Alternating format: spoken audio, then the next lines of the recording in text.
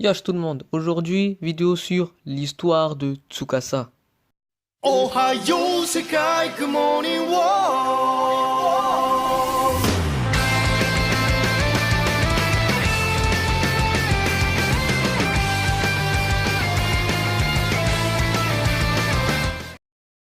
Tsukasa Shishio est le principal antagoniste des 82 premiers chapitres de Dr. Stone.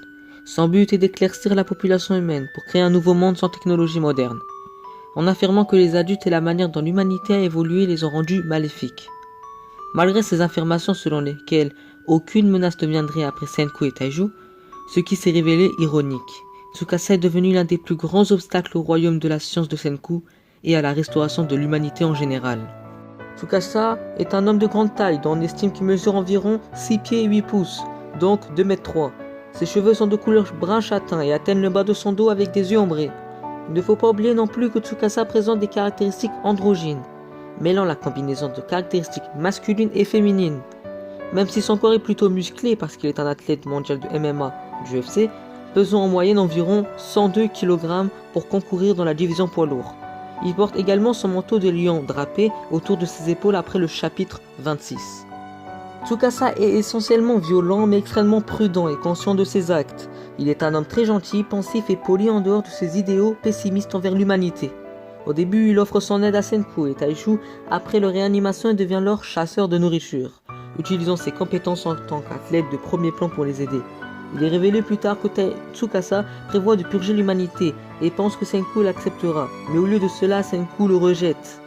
À partir de ce moment, Tsukasa devient assez déterminé à exécuter ses plans, même au point de quitter son groupe.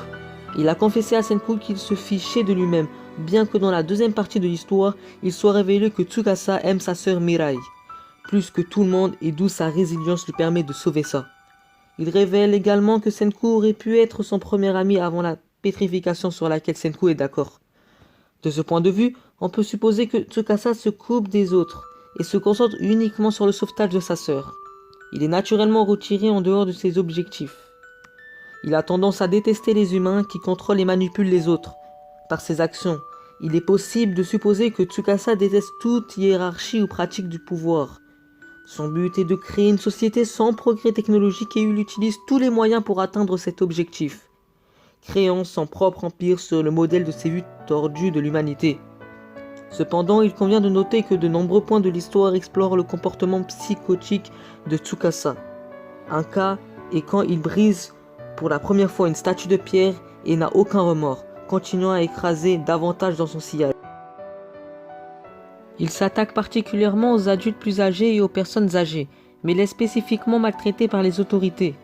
Il finit également par prendre en otage Yuzuriha, afin de gagner la formule du pression ou si sa vision de l'humanité est en jeu.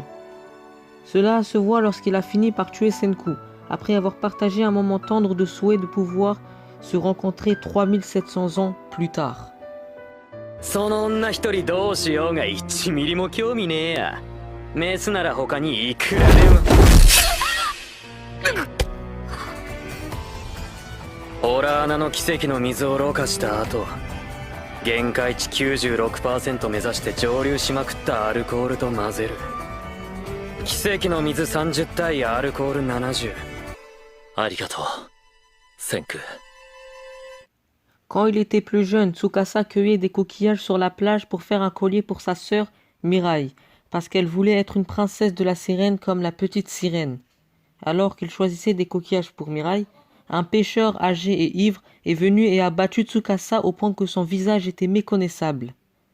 Le pêcheur justifie son assaut après avoir détenu un permis de pêche dans la région et que Tsukasa est entré sans autorisation. Après cet événement, la sœur de Tsukasa est devenue cliniquement morte cérébrale et avait besoin d'un soutien constant à la vie. À partir de ce moment, Tsukasa a réussi à s'entraîner et se rendre au MMA afin de pouvoir soutenir la vie de sa sœur et se défendre à tout prix. Il finit par devenir un combattant du MMA bien connu, surnommé le Prima le plus fort des lycéens dans le sport de combat. Il devient si célèbre que Taiju, qui ne regarde pas la télévision, sait qui il est. Arigato, Senku. N'hésite surtout pas à liker et partager cette vidéo. Et nous, on se dit ciao pour de nouvelles vidéos.